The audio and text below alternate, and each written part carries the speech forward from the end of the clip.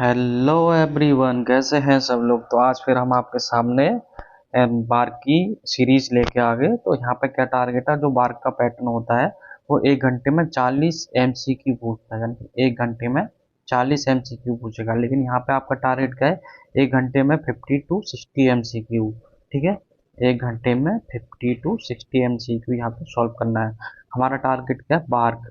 ये केवल bark series है, बार्क सीरीज। ठीक है, मार्क सीरीज। अब चलते हैं इसमें, जैसे लास्ट हुआ था वहीं से आगे देखते हैं। ठीक है, तो आज का पहला क्वेश्चन है, how many parallel path are there in 6 pole simplex lap binding. Lap binding simplex का मीनिंग क्या होता है, अगर ये बाइंडिंग होती है सिंप्लेक्स बाइंडिंग होती है सिंप्लेक्स। ठीक है, सिंप्लेक्स बाइंडिंग और डुप्लेक्स बाइंडिंग और ट्रिप्लेक्स बाइंडिंग। तो डुप्लेक्स और ट्रिप्लेक्स में होता है क्या कि जो ए बराबर पी होता है ना, लेप बाइंडिंग में, जो लेप बाइंडिंग जहाँ पे हम करते हैं वहाँ पे ए बराबर पी रखते हैं, ए बराबर पी।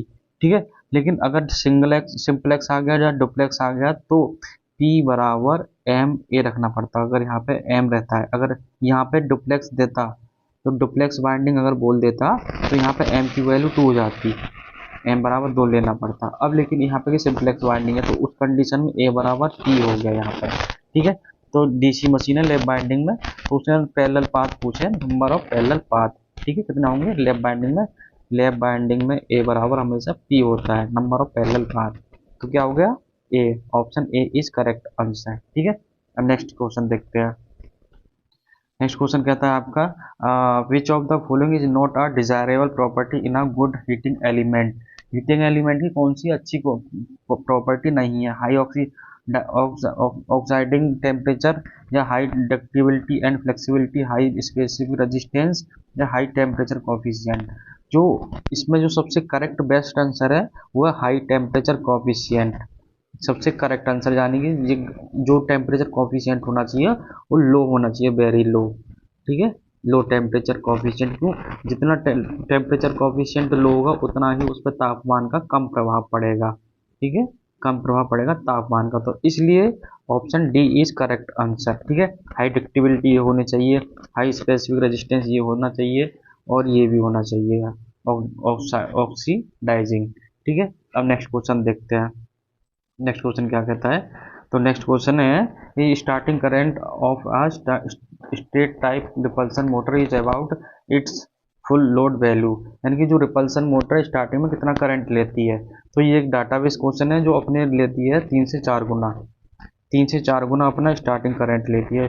जो इंडक्शन मोटर होती है वो 5 से 7, थ्री फेज जो इंडक्शन मोटर होती है, थ्री फेज इंडक्शन मोटर, वो अपने के 5 से 7 गुना लेती है करंट स्टार्टिंग में। ठीक है, लेकिन जो रिपल्सन मोटर होगी या छोटे साइज की मोटर होगी वो 3 से 4 गुना तक अपने गुना स्टार्टिंग करंट लेती है। ठीक है, स्टार्टिंग करंट। ठीक है, अब नेक्स्ट चलते हैं, नेक्स्ट क्वेश्चन क्या कहता है। तो नेक्स्ट क्वेश्चन है, तो वोल्टेज सोर्स दे रखा है और यहाँ पे पूछा है I1 और I2 का मान पूछा है, I1 और I2 की वैल्यू पूछी है। सोर्स वोल्टेज देखा 150, यानी कि ये वैल्यू दे रखी है 150, 150। ठीक है, R1 की वैल्यू दे रखी है 50 और इस R2 की वैल्यू देखिए 25। ठीक है, अब देखो यहाँ से ये वोल्टेज इधर जा रहा था, यहाँ पर नोड लग गया, नोड पे यहाँ पे 50 हो गया। यहाँ पर अगर हम करंट निकालेंगे I1 बराबर निकालेंगे 150 अपॉन कितनी 50, R1 की वैल्यू 50 आ गई, तो 5 दिया 15, तो I1 की वैल्यू आ गई आपके पास में 3 एम्पियर। अब ऐसे ही I2 की वैल्यू निकालेंगे, I2 बराबर कैसे निकालेंगे, I2 बराबर ये नोड बन गया, नोड बन गया तो 150 अपॉन कितना 25।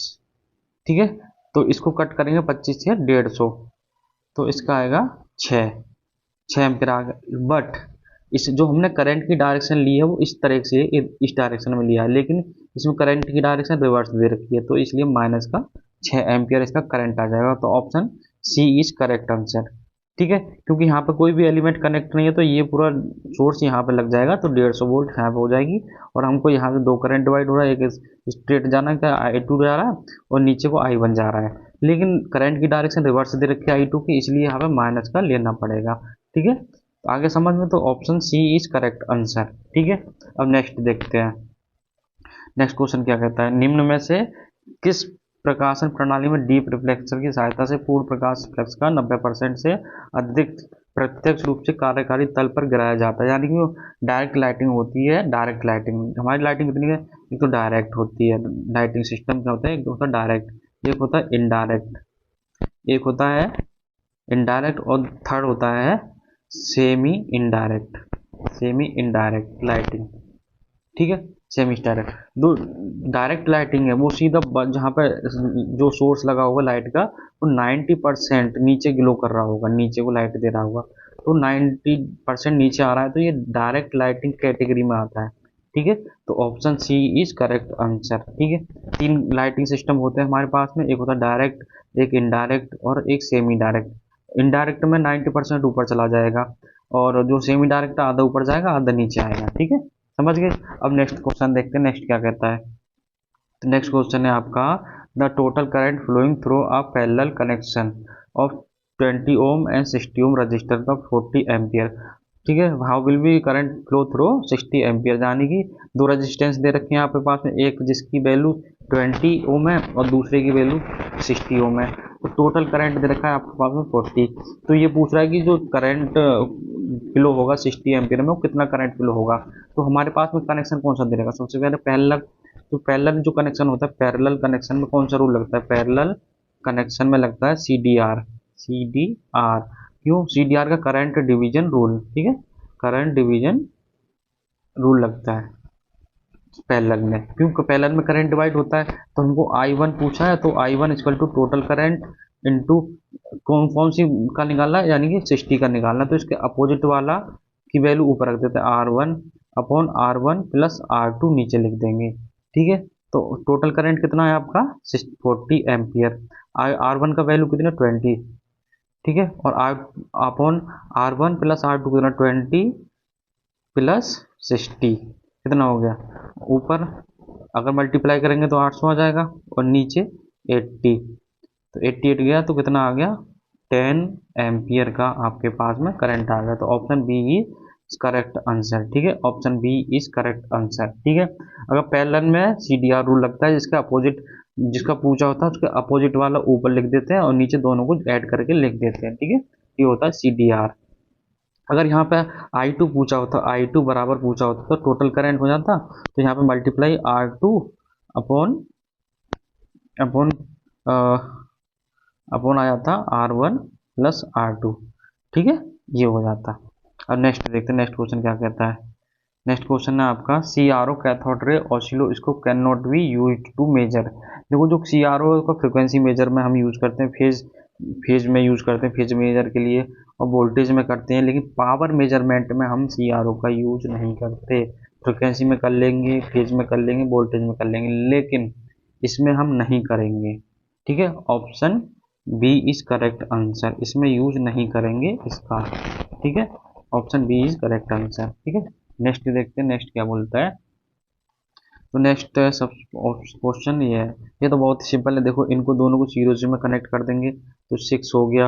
अब इन दोनों को कनेक्ट कर देंगे, फिर इसको ऐड कर देंगे, उसके बाद पूरा रेजिस्टेंस निकाल देंगे। ये बहुत ही सिंपल है, इसको सॉल्व कराने की कोई ज़रूरत नहीं है। जो इसका जो आंसर आएगा वो 14.4 ओम आएगा, ठीक है। इनको ये इसको R1 इसको R2 मान लो, दोनों में इनका निकाल लेंगे, RT निकाल लो, RT बराबर R1 प्लस R2 निकाल देंगे इसका सीरीज में। उसके बाद में ये दोनों पैरेलल में 1/6 1/3 इस तरीके से निकाल लेंगे। उसके बाद में इनको पूरा निकालने के बाद में फिर ये पूरा एक हो जाएगा। इनको ये दोनों को पैरेलल में ऐड कर देंगे, ये वाला पैरेलल में होने के बाद सीरीज में सारे का आ जाएंगे। उसके बाद आंसर आएगा हमारा 14.4 ओम। ज़्यादा डिफिकल्ट नहीं है, इसलिए आगे चलते हैं, ठीक है। नेक्स्ट क्वेश्चन देखते हैं। As per recommendation of Indian standards, the maximum number of point of lights, fan and 5 ampere sockets outlet that can be connected accommodated in one circuit। जो हम घरों में यूज करते हैं नॉर्मल, हमारे घर में जो रूम में बोर्ड होता है उस पर हम कितने सर्किट बोर्ड लगा सकते हैं, कितना लोड कनेक्ट कर सकते हैं। जैसे पंखा लगाना है आपको, पंखे का एक स्विच हो गया, एक लाइट लगानी है, एक 3 पिन सॉकेट लगाना है, कोई लाइट लगाना, कोई पंखा लगा दो, कुछ भी लगा दो A to Z। तो टोटल उस पर जो पॉइंट होने चाहिए ना वो 10 पॉइंट होने चाहिए, 10 स्विच लगानी चाहिए इसमें, ठीक है। चटकनी जिसे बोलते हैं सॉकेट, वो 10 होने चाहिए। लेकिन लोड कितना लगाते हैं, लोड लगाते हैं 800 वॉट का, इससे ज़्यादा लोड हम नहीं लगा सकते। जो पावर सॉकेट आते हैं, वो आते हैं 15 एम्पियर 16 एम्पियर के, ठीक है। उसमें एक 3 पिन सॉकेट होता है और एक स्विच होता है ऑन ऑफ करने के लिए, ये कॉम्बिनेशन आता है। तो 15 का ये होता है, ठीक है। इसमें 3000 वॉट का हम लोड कनेक्ट करते हैं पावर में, लेकिन नॉर्मल में 800 वॉट का हम पावर यूज करते हैं। तो हमारा option D is correct answer, ठीक है। Option D is correct answer, ठीक है। अब नेक्स्ट देखते हैं, नेक्स्ट क्वेश्चन क्या है। नेक्स्ट क्वेश्चन है आपका, special case of non-inverting amplifier in which of the following output voltage is fed feedback to inverting input of the op-amp is called. तो ये नॉन इन्वर्टिंग एम्पलीफायर की एक विशिष्ट स्थिति में जिसमें सभी आउटपुट वोल्टेज ओमैप के इन्वर्टिंग इनपुट को फीडबैक किया जाता है, कहलाता है, क्या कहलाएगा? इंटीग्रेटेड कहलाएगा, या वोल्टेज फॉलोअर कहलाएगा, या डिफरेंशिएटर कहलाएगा, या लॉजिमेटिक अर्थमेटिक एम्पलीफायर कहलाएगा? तो वो कहलाएगा voltage follower is correct answer इसका, ठीक है। क्या voltage follower is correct answer, ठीक है। Option B is correct. अब नेक्स्ट क्वेश्चन देखते हैं। नेक्स्ट क्वेश्चन क्या है, देखो ये बहुत ही सिंपल है। ये बैरेक्टर डायोड है, ठीक है। बैरेक्टर डायोड, और इसको कैपेसिटर डायोड भी कहते हैं। अगर आपसे जीनर डायोड पूछ लेता, जीनर डायोड, तो जीनर डायोड का फिगर होता है इस टाइप का जीनर डायोड। अगर आपसे फोटो डायोड पूछ ले, फोटो डायोड का फिगर इस तरीके से बनेगा, फोटो डायोड का इस तरीके से, ये फोटो डायोड हो गया, ठीक है। इधर एनोड इधर कैथोड, ठीक है। टनल डायोड, ऐसे ही टनल डायोड बन जाएगा, ठीक है। अब नेक्स्ट देखते हैं, नेक्स्ट क्वेश्चन क्या कहता है। नेक्स्ट क्वेश्चन है आपका, नेक्स्ट क्वेश्चन शायद पीछे रह गया एक, ये हो गया, ये चलते हैं आगे, ठीक है। और निम्न में से कौन सा संयोजन कहलाता है? Which of the in the three phase transformer is called open delta connection. होएगा ओपन डेल्टा कौन सा है? ये है, देखो ये क्या है कि डेल्टा स्टार कनेक्शन है, ये वाला डेल्टा स्टार, ठीक है। ये डेल्टा स्टार हो गया, ये स्टार स्टार हो गया, और ये डेल्टा डेल्टा हो गया, लेकिन ये ओपन डेल्टा टू डेल्टा हो गया। तो option D is correct answer, ठीक है। कौन सा? Open delta connection, open, option D is correct answer. Next देखते हैं, ठीक है। तो ये मुख्य रूप से होती है रिलेक्टेंस मोटर इज बेसिकली, तो रिलेक्टेंस मोटर बेसिकली होती है आपकी, रिलेक्टेंस मोटर वो होती है, या डीसी शंट मोटर होगी, कहाँ गया, ये रहा, ठीक है। तो ये सॉरी, ये रहा, ठीक है। जो reluctance motor is basically, reluctance shunt motor होती है, या सर्वो मोटर होती है, या सिंगल फेज सिंक्रोनस। जो कंस्ट्रक्शन वर्किंग प्रिंसिपल होता है रिलेक्टेंस मोटर का, वो सिंगल फेज सिंक्रोनस मोटर के समान होता है, ठीक है। इसके समान होता है, सिंगल फेज सिंक्रोनस मोटर के समान होता है। अब नेक्स्ट क्वेश्चन देखते हैं। डीसी सीरीज मोटर का तुमको पता है, इसका कहाँ यूज करते हैं? इसका यूज करते हैं ट्रैक्शन में, यानी कि रेलवे में करते हैं इसका। डीसी शंट मोटर का हम कांस्टेंट स्पीड के लिए करते हैं, कांस्टेंट स्पीड के। सर्वो मोटर इसका कांस्टेंट स्पीड का हाई स्पीड के लिए करते हैं सर्वो मोटर का, ठीक है। तो हमारा ऑप्शन आ गया, सी इज करेक्ट आंसर। नेक्स्ट देखते हैं, नेक्स्ट क्वेश्चन क्या कहता है। 1 लक्स बराबर होता है 1 ल्यूमेन पर मीटर स्क्वायर। ये डाटा बेस क्वेश्चन है, डेटा बेस क्वेश्चन है, ये आपको याद ही रखना पड़ेगा, ठीक है। B is correct answer. Next चलते हैं, नेक्स्ट क्वेश्चन क्या कहता है। Which of the following tasks is is the first step of the purchase process of any material. कोई भी मटेरियल को खरीदने से पहले क्या प्रोसेस होती है? कोई भी मटेरियल को खरीदने से पहले मांग, यानी कि हमको मांग करनी पड़ती है। उसको कुछ भी खरीदोगे तो आपको मांगना पड़ेगा, पूरा लिस्ट बनाकर उसको देनी पड़ेगी, इसलिए option B is correct answer, ठीक है। Option B is correct answer, ठीक है, मांग। ये इतना इंपॉर्टेंट क्वेश्चन नहीं है। अब नेक्स्ट देखते हैं, नेक्स्ट क्वेश्चन क्या कहता है। एनपीएन एंड पीएनपी क्या है? थारिस्टर है कि डायोड है, या फैट है, या ट्रांजिस्टर है? तो ट्रांजिस्टर दो प्रकार के होते हैं, पीएनपी एक एनपीएन। तो option D is correct answer, ठीक है। तो ये भी बहुत सिंपल है। तो नेक्स्ट चलते हैं। तो unit of magnetic flux intensity, magnetic flux intensity का फॉर्मूला क्या होता है? तो मैग्नेटिक फ्लक्स इंटेंसिटी का होता है एमएमएफ, ठीक है, अपॉन ए, यानी कि एन आई अपॉन ए, क्या होता है? N I M M F, ठीक है। तो option D is correct answer, ठीक है। Option D is correct answer, ठीक है। नेक्स्ट देखते हैं, तो ये क्या कर रहा है, द कथन समझाइए। तो ये थोड़ा जूम करना पड़ेगा इसको। क्वेश्चन, एल्यूमिनियम चालक स्टील रेनफोर्स संबंध में कथनों में विचार किया, बताइए कि कौन सा कथन सही है या गलत है। तो ये थोड़ा लॉन्ग पड़ जाएगा, इसको नेक्स्ट देखते हैं। वैसे आप पढ़ लो इसको। Consider the following statement regarding aluminium steel reinforce conductor. तो steel it is it is cheaper than copper conductor is equal to resistance, ये गलत है। ठीक है। Corona loss reduce in becomes the large diameter, ये सही है इसका। It is less mechanical strength, ये भी सही है। तो अब सही गलत लगा देना सबके, बी और सी सही है, बी और सी सही है, ये गलत है। तो आपको लगाना पड़ेगा ये वाला, पहला ही सही है। ठीक है। अब नेक्स्ट चलते हैं। तो ये कहता है a hybrid VR stepping motor has 5 main poles which have been castled to have 5 teeth. Each of the has 250 teeth. Calculate stepping angle. Step angle इसमें पूछ रहा है आपसे। स्टेप एंगल निकलवाने का फॉर्मूला क्या होता है? स्टेप एंगल निकालने का फॉर्मूला होता है beta is equal to total speed minus synchronous speed upon N R upon N S into 360। ठीक है। अब रोटर टीथ कितने दे रखे हैं? 50। और एन एस कितना दे रखा है? 5×40, 40 हो गया। ठीक है। Upon 50 into 40 into 360। ठीक है, ये हो गया। जब इसको सॉल्व करेंगे तो इसका जो सॉल्व करने के बाद में आएगा 1 डिग्री इसका एंगल आएगा। ठीक है।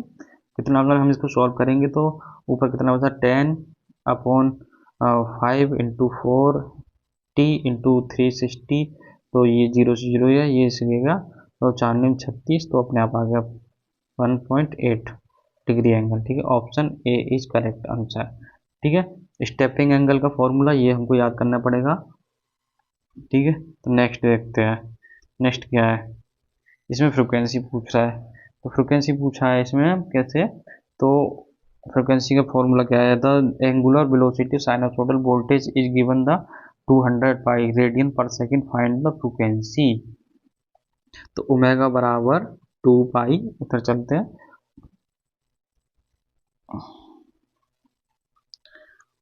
ओमेगा बराबर 2 पाई एफ। ठीक है। 2 पाई एफ, और ओमेगा बराबर कितना दे रखा है? 200 pi is equal to 2 pi into F. ठीक है। 2 पाई से पाई गया, 2 से गया 100 टाइम, तो एफ बराबर कितना आ गया? 100 हर्ट्ज। ठीक है। तो option C is correct answer. ठीक है। नेक्स्ट देखते हैं। अब देखते हैं नया क्वेश्चन। नया क्वेश्चन क्या कहता है? Which of the following diode is also known as voltage variable capacitor diode. ठीक है। जो वोल्टेज वेरिएबल का काम करता है वो होता है आपका वैरेक्टर डायोड। वैरेक्टर डायोड का सिंबल कैसा होता है? इस तरह का इसका सिंबल होता है वैरेक्टर डायोड का, यहाँ पे लगा रहता है वैरेक्टर डायोड। ठीक है। ये ना कैथोड। ठीक है। अगर इसे पूछ रहा था कि जीना डायोड कैसा होता है, तो जीना डायोड होता है इस तरीके का, जेड से बना होता है उसका आउटपुट पर। ठीक है। ये जीना डायोड हो गया। ठीक है। Option C is correct answer. Next देखते हैं। नेक्स्ट क्वेश्चन क्या कहता है? नेक्स्ट क्वेश्चन कहता है कि if the wiring in a building has 2.4 kilowatt load, which what will be the permissible insulation resistance to earth for a 240 volt system supply। इसमें अर्थ का इंसुलेशन रेजिस्टेंस पूछ रहा है कितना होना चाहिए। ठीक है। तो ये कितना दे रखा? पावर कितनी दे रखी है? P equal to 2.4 kilowatt. अगर हम 2.4 किलोवाट को वाट में बदलेंगे तो कितना होगा? 2400 वाट। ठीक है। तो पावर हमारी आ गई 2400 वाट पावर आ गई। अब हम क्या निकालेंगे इसमें? पावर पावर का फॉर्मूला क्या होता है? P इजकल टू वी आई। ठीक है। P इजकल टू वाई, हमको क्या दे रखा है? पावर दे रखा है, और क्या दे रखा है? वोल्टेज दे रखा है। तो आई का वैल्यू निकालेंगे, आई बराबर P अपॉन वी। तो 2400 अपॉन 240। ठीक है। ये कट गया, तो आई का वैल्यू कितना आ गया? आई बराबर आ गया 10 एम्पियर। आई का वैल्यू 10 एम्पियर आ गया। ठीक है। अब क्या निकालेंगे? अब निकालेंगे लीकेज रजिस्टेंस, क्योंकि इंसुलेशन का रजिस्टेंस होता है, तो इंसुलेशन में से जो करंट फ्लो होता है उसे लीकेज करंट कहते हैं। तो लीकेज करंट जो टोटल करंट का होता है वो 5000 गुना कम होता है। तो leakage current I, leakage leakage current बराबर टोटल करंट हमारा कितना 10 एम्पियर का, 10 द आई अपॉन 5000 गुना कम होता है। ठीक है, तो 10 अपॉन 5000, ठीक है, 5000 अब कितना आ गया, ये आ गया लीकेज करंट आ गया 0.002 एम्पियर। ठीक है, इतना आ गया लीकेज करंट। लीकेज करंट आ गया, अब निकालेंगे रजिस्टेंस कितना होता है, कितने पे, इतना वोल्टेज पे। तो अब इंसुलेशन रजिस्टेंस आर इंसुलेशन, ठीक है, आर इंसुलेशन बराबर 240 अपॉन 0.002। तो यहाँ से हटाएंगे तो 3 जीरो ऊपर चढ़ जाएंगे, तो 3, तो 24,000 अपॉन 2।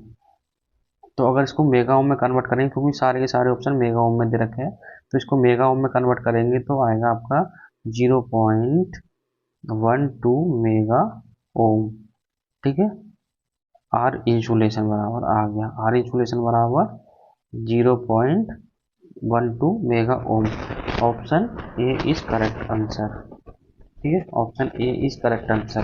क्या है कि जो लीकेज सबसे इसमें आपको याद रखना है, ये याद रखना, जो इंसुलेशन रेजिस्टेंस होता है वो लीकेज करंट का जो टोटल करंट का इंसुलेशन रेजिस्टेंस होता है वो 5000 गुना कम होता है। ठीक है, ये डेटाबेस क्वेश्चन है, और इससे सीधा यहाँ से क्वेश्चन पूछ लेता है कि लीकेज करंट टोटल करंट का कितना होता है, तो 5000 गुना कम होता है। ठीक है, अब नेक्स्ट क्वेश्चन देखते हैं, नेक्स्ट क्वेश्चन क्या कहता है। नेक्स्ट क्वेश्चन कहता है कि विच of the following effect is resulted because of the size of conductor frequency of specific resistance of the conductor material. तो फ्रिक्वेंसी और कंडक्टर का मटेरियल प्रतिरोध के निम्न के कारण कौन सा प्रभाव पड़ता है। तो जहाँ फ्रिक्वेंसी होगी स्किन इफेक्ट होता है, यहाँ से सीधा सीधा स्किन इफेक्ट का क्वेश्चन बनना है। तो प्रॉक्सिमिटी इफेक्ट ये नहीं हो सकता, कोरोना इफेक्ट ये भी नहीं हो सकता, थर्मोसन ये भी नहीं हो सकता, थॉमसन, और ये होगा skin effect. Skin effect is correct answer. ठीक है, option A is correct answer. तो अगर उसका साइज बढ़ाएंगे तो क्या होगा, कंडक्टर का साइज बढ़ाएंगे तो क्या होगा, स्किन इफेक्ट इंक्रीज होगा या डिक्रीज होगा। ठीक है, इसका आंसर कमेंट बॉक्स में लिख देना, मैं बता दूंगा सही है कि गलत है। ठीक है, और स्किन इफेक्ट को कम करने के लिए किस किस कंडक्टर का हम प्रयोग करते हैं, किस टाइप के कंडक्टर का प्रयोग करते हैं, वो भी आप कमेंट बॉक्स में बता दें। ठीक है, चलो नेक्स्ट क्वेश्चन देखते हैं। नेक्स्ट क्वेश्चन कहता है in a steam power plant blow down is basically nothing but wastage of. जो स्टीम पावर प्लांट होता है उसमें वेस्ट के रूप में जो यूज़ किया जाता है वो है पानी, या क्या होता है, पानी होता है, या फ्लू गैस होती है, एस होती है, या अबंडेंट कॉल होता है। मुख्य रूप से कुछ नहीं होता, लेकिन बॉयलर से जो वेस्ट होता है, बॉयलर से क्या वेस्ट होगा, वो होता है पानी। पानी is correct answer, water is waste. ठीक है, नेक्स्ट चलते हैं, नेक्स्ट क्या बोलता है। नेक्स्ट क्वेश्चन है आपका ये है fill in the blanks type का question. Of an alternator can be obtain using zero power factor method. Zero power factor method का यूज करके हम क्या प्राप्त करते हैं, वोल्टेज ज्ञात करते हैं, वोल्टेज रेगुलेशन। वोल्टेज रेगुलेशन ज्ञात करने के कितने तरीके हैं, वैसे तो वोल्टेज ज्ञात करने के बहुत जीरो पावर फैक्टर मेथड हो गया और एमएमएफ मेथड हो गया, इसके कई मेथड हैं। ठीक है, तो उसमें से हम क्या करते हैं, वोल्टेज रेगुलेशन ज्ञात करते हैं जीरो पावर फैक्टर मेथड का प्रयोग करके। ठीक है, नेक्स्ट क्वेश्चन देखते हैं, नेक्स्ट क्वेश्चन क्या कहता है। Next which of the following terms is associated specially with nuclear power plant only. Nuclear power plant में ऐसा मुख्य रूप से नाभ के संयंत्र में यूज किया जाता है, ऐसा कौन सा है। तो ब्रीदर रिएक्टर हम नाभिकीय पावर प्लांट में, सुपर हीटर कॉमन है, स्टीम कोयला वाले में भी हम यूज करेंगे और उसमें भी यूज करेंगे। ये कोयला वाले में यूज करते हैं इसको, जो चिमनी होती है उसके नीचे हम इसको भेजते हैं, तो जो डस्ट होती है उसको निकालने का काम करता है। और इलेक्ट्रोस्टैटिक प्रिसिपिटेटर, ये पॉल्यूशन को कम करने का कार्य करता है कोल पावर प्लांट में। ठीक है, कोयला पावर प्लांट में ये प्रिसिपिटेटर रिड्यूस, क्या रिड्यूस करता है, ये करता है जो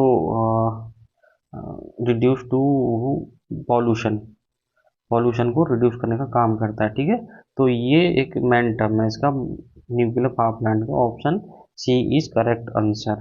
ठीक है, option C is correct answer. ठीक है, चलो नेक्स्ट चलते हैं। नेक्स्ट क्वेश्चन क्या कहता है, ये देखो, ये बहुत अच्छा क्वेश्चन है, ये हमेशा फंसता है। तो in the given circuit find the circuit, find the current I in 3 kilo ohm resistor at the time t equal to 2 second दे रखा है। देखो टी इक्वल टू 2 सेकेंड पे हमको पूछा रजिस्टेंस कौन से में, इसमें कितना, इसका कितना रजिस्टेंस है, और आपके पास टी इक्वल टू 2 सेकेंड है। देखो अब इसमें दे रखा है ये टी इक्वल टू, इसमें दे रखा है 5 सेकेंड। अगर 5 सेकेंड होगा तो ये बंद होगा, यानी कि 2 सेकेंड पे ये ओपन होगा पहले से, तो 5 सेकेंड होगा तो उस टाइम पे ये बंद होने को आ रहा होगा। हाँ ये सही है इसका, ये क्या बोलता है कि 3 सेकेंड पे ये ओपन हो रहा है, लेकिन 2 सेकेंड पे ये क्लोज होगा। 2 सेकेंड पर ये क्लोज होगा, 3 सेकेंड होने पर ये ओपन हो रहा है। तो ये वाला सर्किट हो गया कंप्लीट आपका, ये वाला इधर लेफ्ट राइट साइड का। लेकिन लेफ्ट साइड का आपका सर्किट कंप्लीट नहीं है, तो उस कंडीशन में क्या होगा, I is equal to I, voltage कितना 6/3 किलो ओम का रजिस्टेंस है, तो ऊपर चला जाएगा तो 2 मिली एम्पियर आपका आंसर हो जाएगा। ठीक है, आया समझ में कि नहीं आया? क्योंकि देखो ये क्या है कि 3 सेकेंड पे ओपन हो रहा है ऊपर को, ये 3 सेकेंड में ओपन होगा, 2 सेकेंड रहा होगा तो क्लोज हो रहा होगा, लेकिन ये 5 सेकेंड में, 5 सेकेंड हुआ तो ये क्लोज होगा, लेकिन उससे पहले 1 2 3 4 तो बंद ही होगा, सॉरी ओपन होगा। 5 सेकेंड पे ये क्लोज आएगा, लेकिन ये 3 सेकेंड पे ओपन हो रहा है, तो यहाँ पे 2 सेकेंड में ये बंद रहा होगा, इसलिए ये क्लोज सर्किट बन गया। अब इसमें करंट और वोल्टेज आराम से हम निकाल सकते हैं। अब नेक्स्ट क्वेश्चन देखते हैं, नेक्स्ट क्वेश्चन क्या कहता है।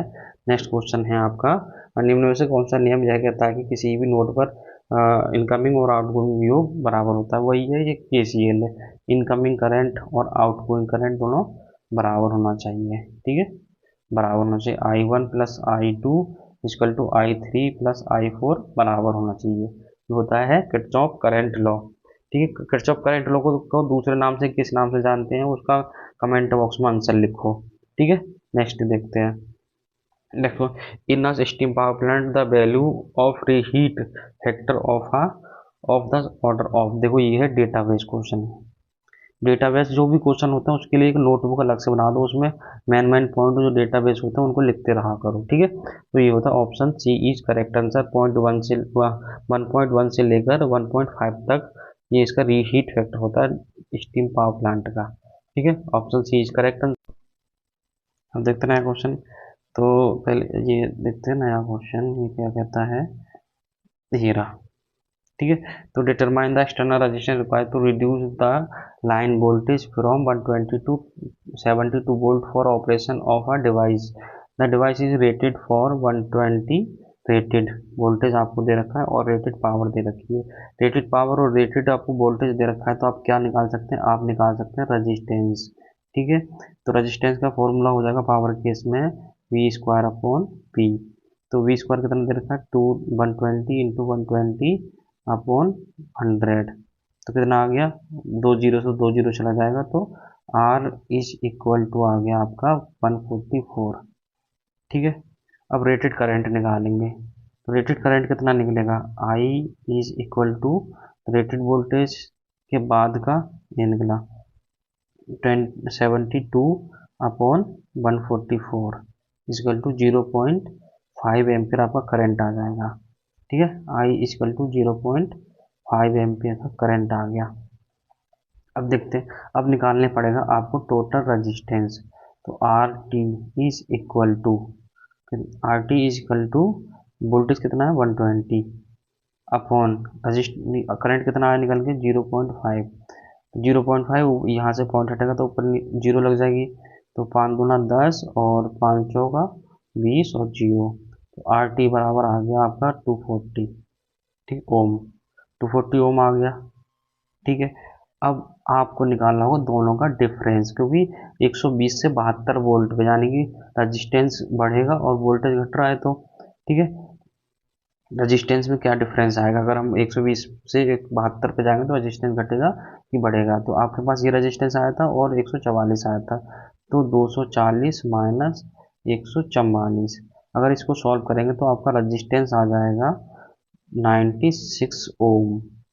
ठीक है, answer A is correct answer, 96 ओम आपका करेक्ट आंसर आएगा। नेक्स्ट देखते हैं, नेक्स्ट क्या बोलता है, which of the following motor can be use for power factor correction.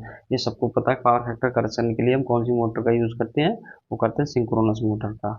Synchronous motor का पावर फैक्टर सुधारने के लिए हम यूज करते हैं। स्टेपर मोटर को इसको एंगल वाइज एंगल घुमाया जाता है। इंडक्शन मोटर का हम डेली पर्पज के लिए 3 फेज सिंगल फेज हो गया उसको करते हैं। और डीसी मोटर का यूज हम ट्रैक्शन पर्पज के लिए करते हैं, यानी कि ट्रैक्शन यानी कि रेलवे। ठीक है, ट्रैक्शन पर्पज के लिए करते हैं। इसका डेली पर्पज डोमेस्टिक या वेरिएबल लोड के लिए, उसका एंगल के लिए। ठीक है, तो अब नेक्स्ट चलते हैं।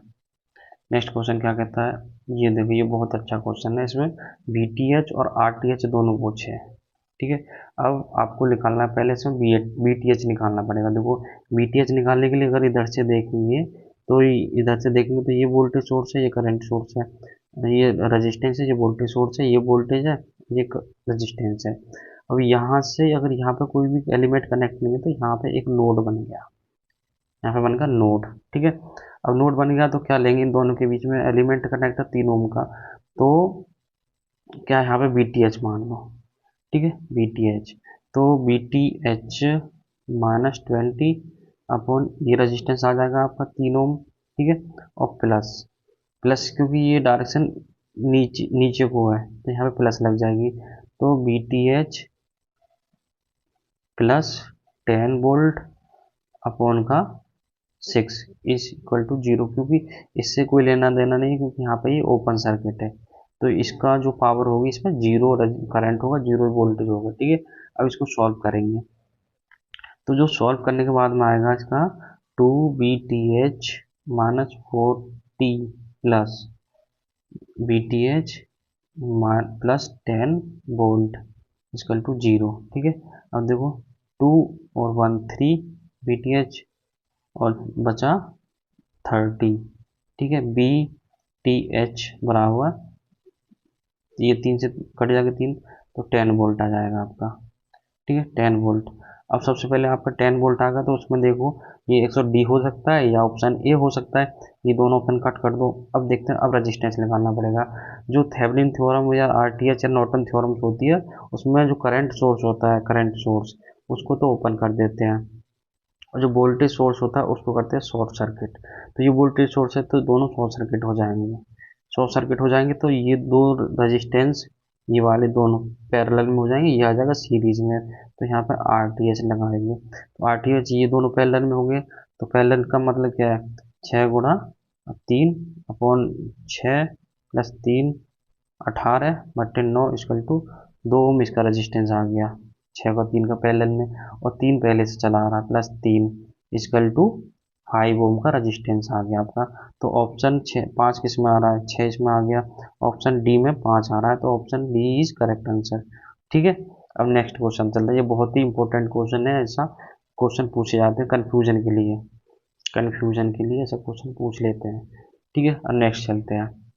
नेक्स्ट क्वेश्चन क्या कहता है, देखो, in a steam power plant the function of is utilise a waste heat flue gases for heating the feed water. Feed water जब बॉयलर में गर्म पानी जाता है उससे पहले एक इकोनोमाइजर कनेक्ट कर देता है, क्या कर देता है, इकोनोमाइजर कनेक्ट। जो फ्लू गैसेस होते हैं उनको, फ्लू गैसेस को ये अपने में से निकालता है, इसके अंदर से फ्लू गैसेस पास होती रहती है और इसी के अंदर से पानी पास होता है, तो उसी के अंदर से ये साइड से फ्लू गैसेस फ्लो होती रहती हैं, तो जिसके कारण पानी गर्म होता रहता है, पानी का टेम्परेचर हो जाता है इंक्रीज। ठीक है, पानी का टेम्परेचर इंक्रीज हो जाएगा, बॉयलर को ज़्यादा ईंधन खर्च नहीं करना पड़ेगा, आसानी से पानी गर्म हो जाएगा। ठीक है, तो उसमें क्या है कि बॉयलर की इफिशियंसी इंक्रीज हो जाती है। तो ये काम कर रहा है कि जो बेस्ट गैसेस हैं उनके थ्रू पानी गर्म कौन करता है, वो करता है economiser. Option D is correct answer. ठीक है, option D is correct answer. अब नेक्स्ट देखते हैं, नेक्स्ट क्या है, तो नेक्स्ट है आपका, for a pure resistance supply through a sinusoidal voltage the phase difference between the voltage and current phasor will be. तो ये कहता है कि for a pure resistance, pure resistive circuit में जो फेज एंगल होता है वो होता है 0, क्योंकि इसमें करंट और वोल्टेज दोनों सेम फेज में होता है।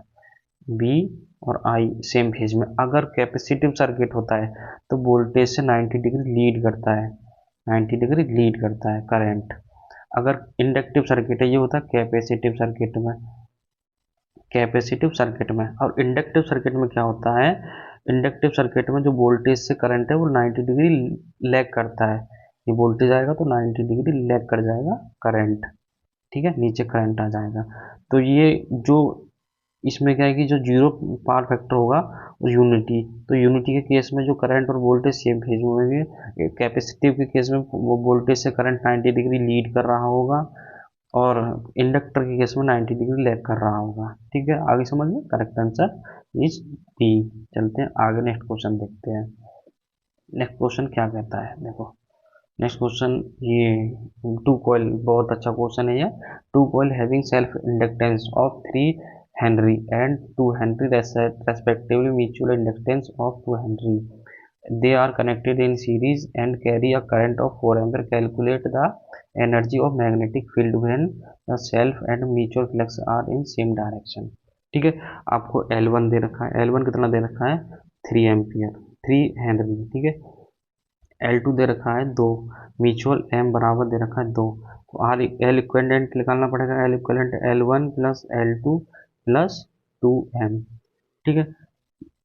अब कितना आएगा, एल इक्विवेलेंट, एल इक्विवेलेंट बराबर आ जाएगा 3 प्लस 2 प्लस 2 इंटू 2, तो ये आ गया आपका 3 तीनों तो 5 और 5 प्लस 4 इक्वल टू 9 आ गया। L equivalent equal to, sorry, L equivalent आ गया 9, ठीक है। एल इक्विवेलेंट बराबर आ गया 9 हेनरी, ठीक है। अब क्या निकालना है आपको, अब आपको निकालना है टोटल एनर्जी कितना सेव कर रहा है। तो एनर्जी का जो फॉर्मूला होता है वो होता है E is equal to 1/2 L equivalent I square, ठीक है। 1/2, एल का मान कितना है 9, आई का मान वैल्यू कितनी है 4 इंटू 4, ठीक है। कितना आ गया 2 से 2 गया 2 टाइम, 4 गया 2 टाइम, तो 4 दूनी 8, 9 27 जूल आपका आंसर आ गया, ठीक है। तो 27 joule, option B is correct answer. Next देखते हैं, नेक्स्ट क्वेश्चन क्या कहता है। नेक्स्ट क्वेश्चन आपका कहता है कि register is rated for 2.5 kilo ohm 1 what, determine the maximum voltage and maximum current. तो देखो सबसे पहले ये पॉइंट में इसको पॉइंट हटाओ, तो यहाँ पे जो रजिस्टेंस आएगा तो कितना आ जाएगा, किलो का उसमें कन्वर्ट करेंगे तो 2500 आ जाएगा क्योंकि पॉइंट लग रहा है, ठीक है। ओम रेजिस्टेंस आ गया। अब देखते हैं क्या कहता है। तो अब कहता है अगर मैक्सिमम करंट और मैक्सिमम वोल्टेज, तो मैक्सिमम करंट का पावर का फॉर्मूला होता है V equal to V square upon R। तो वोल्टेज कितना है, वोल्टेज पावर दे रखा है आपको, तो पावर वोल्टेज निकालना है, पावर दे रखा है, तो पावर क्या हो जाएगा, इसमें मल्टीप्लाई हो जाएगी इसकी, तो V स्क्वायर बराबर P इंटू R, ठीक है। तो पावर कितना है 1 इंटू 2500, तो ये कट जाएगा तो आपकी पावर आ जाएगी निकल के 50 वॉट, तो 50 वोल्ट आ जाएगा। इसको सॉल्व करेंगे तो यहाँ से हटाएंगे इसको तो इधर रूट में चला जाएगा, तो 25 का 50, ठीक है, वोल्ट, ये पावर आ गई। अब देख लो सबसे पहले 50 किस में, दो ऑप्शन में आ रही है 50, ये दोनों ऑप्शन कट जाएंगे। अब हमको निकालना है current, maximum current. Maximum current का फॉर्मूला क्या होता है, P equal to I square R, ठीक है। तो ये नीचे चला जाएगा, इसके यहाँ से आर को हटाएंगे तो आई स्क्वायर बराबर पी अपॉन आर। पावर कितना है 1, रजिस्टेंस कितना है 2500, 2500 रजिस्टेंस दे रखा है अंडर रूट में, ठीक है। तो अब इसको जब रूट से रजिस्टेंस निकालेंगे तो आपका निकल के आएगा 20 मिली एम्पियर, ठीक है। इसको सॉल्व करेंगे तो कितना आएगा 20 मिली एम्पियर, ठीक है। आई बराबर 20 मिली एम्पियर, ठीक है। अब option D is correct answer, ठीक है। अब नेक्स्ट देखते हैं, नेक्स्ट क्वेश्चन क्या कहता है। नेक्स्ट क्वेश्चन कहता है usually resistance use in electronic security और सर्किट यूज। तो जो इलेक्ट्रॉनिक सर्किट है उसमें रेजिस्टेंस क्या करता है, प्रयुक्त प्रतिरोध उपयोग करता है। ठीक है, उसको किस किस नाम से जानते हैं, एक तो ओमिक या वाटेज रेटिंग, ठीक है, इस नाम से जानते हैं इलेक्ट्रॉनिक सर्किट में रेजिस्टेंस को। Option C is correct answer. ये भी रेटिंग है और ये भी रेटिंग है रेजिस्टेंस की।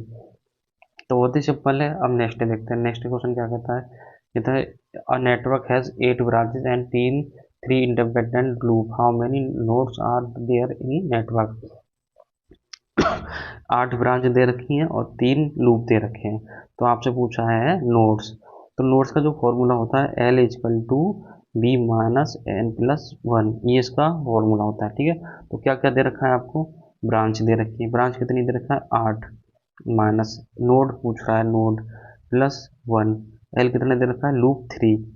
ठीक है, अब इसको कितना हो जाएगा, तो इधर ले जाएंगे 3 9 माइनस वन, तो ये दो करेंगे तो कितना आएगा n इजकल टू 6 आ जाएगा। तो option C is correct answer. ठीक है, अब नेक्स्ट क्वेश्चन देखते हैं। सबसे पहले फॉर्मूला याद रखना है आपको, और कुछ नहीं करना है। अब देखते हैं नेक्स्ट क्वेश्चन क्या कहता है। तो ये क्या है, द एक्यूरेसी ऑफ द ऑर्सनवल moments use in common laboratory meter is about of full scale rating. तो ये डेटाबेस क्वेश्चन है आपका, डेटाबेस क्वेश्चन है, आपको याद रखना पड़ेगा। इसका 1% होता है, क्या होता है 1%। ठीक है, 1%, option A is correct answer.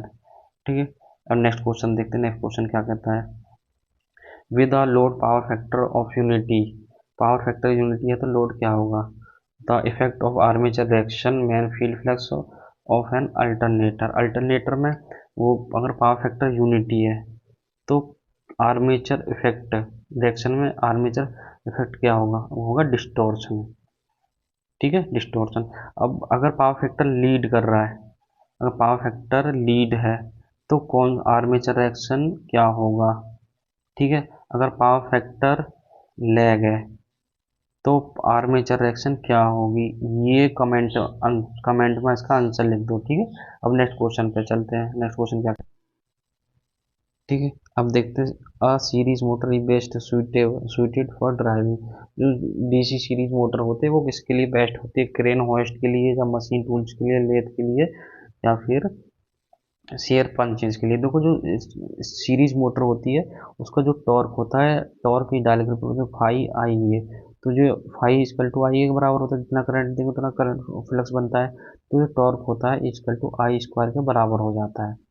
ठीक है, तो टॉर्क स्टार्टिंग टॉर्क बहुत हाई हो गया, स्टार्टिंग टॉर्क बहुत हाई हो गया, तो इसका यूज हम क्रेन्स यानी कि हैवी लोड उठाने के लिए या होइस्ट में करते हैं। बिल्डिंग के ऊपर जो हमें वजन चढ़ाते हैं या जो प्लेट वगैरह बनते हैं वहाँ पर जो लगे रहते हैं मशीन, जो होइस्ट कहते हैं। ठीक है, तो क्रेन्स में या होइस्ट में इनका यूज करते हैं। नेक्स्ट पॉइंट देखते हैं। नेक्स्ट क्वेश्चन क्या कहता है, lighting in restaurant and mall in example of. जो जो लाइटिंग का यूज करते हैं मॉल में और रेस्टोरेंट में, किस टाइप की लोड होते हैं वो, तो वो होते हैं कॉमर्शियल लोड। ठीक है, कॉमर्शियल लोड होते हैं जो हम मॉल या रेस्टोरेंट में यूज़ करते हैं। जो डोमेस्टिक जो तो हम 240 जो हमारे घर में आ रही है नॉर्मल सिंगल फेज 2 वायर। ठीक है, सिंगल फेज 2 वायर। जो कॉमर्शियल लोड होता है वो 3 फेज 4 वायर होता है।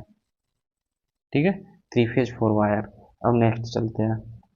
नेक्स्ट क्वेश्चन क्या कहता है, नेक्स्ट क्वेश्चन कहता है a current carrying conductor wrapped 8 times around the jaw of clamp ammeter that reads the ampere, what will be the actual value of the conductor current। इस कोई धारावाही चालक है क्लैम्प मीटर। देखो क्लैम्प मीटर से ज़्यादा question तो बनते नहीं है, मैंने फिलहाल एक तो क्वेश्चन ही मैं देखा हूँ, चलो कर लेते हैं इसको। तो टोटल करंट कितनी दे रखी है, 50 दे रखी है। ठीक है, अपॉन और क्या दे रखा है हमको, value of the current current करने का बराबर 8 टाइम जो तो इसका 8 टाइम का गिनती कर देंगे तो इसका आएगा 6.25 एम्पियर। ठीक है, option C is correct answer. अब नेक्स्ट क्वेश्चन देखते हैं। तुल्यकाली मोटर की वोल्टेज नियमन प्राप्त करने के लिए तुल्यकाली प्रतिबाधा के रूप में जानी जाती है। Synchronous impedance method of finding voltage regulation synchronous motor is also known as zero power factor method। या फिर ईएमएफ मेथड होगा या एमएमएम मेथड होगा। सबसे जो बेस्ट माना जाता है सिंक्रोनस मोटर का वो होता है ईएमएफ मेथड। ठीक है, option D is correct answer. अब नेक्स्ट क्वेश्चन देखते हैं। नेक्स्ट क्वेश्चन ये है आपका, the current and voltage in given element I equal to दे रखा है 5 e⁻⁻5t और बी टी इक्वल टू दे रखा वोल्टेज दे रखा 10e माइनस, और t equal to greater than पे क्या है और t equal to less than क्या है। तो इसमें पावर पूछा है, तो क्या होगा, p equal to V I T, B I T time दे रखा है तो 10 इंटू ये b की वैल्यू होगी, ये 5 की वैल्यू, और ये t e की पावर -10t, क्योंकि मल्टीप्लाई में जो होती है फैक्ट ऊपर होता है जिसे घात कहते हैं स्क्वायर या पावर, तो वो जुड़ जाती है। ठीक है, तो नेक्स्ट क्वेश्चन देखते हैं। नेक्स्ट क्वेश्चन, अच्छा लेफ्ट, ठीक है। Thank you for watching this video. ठीक है, thank you for watching this video, like and subscribe, thank you.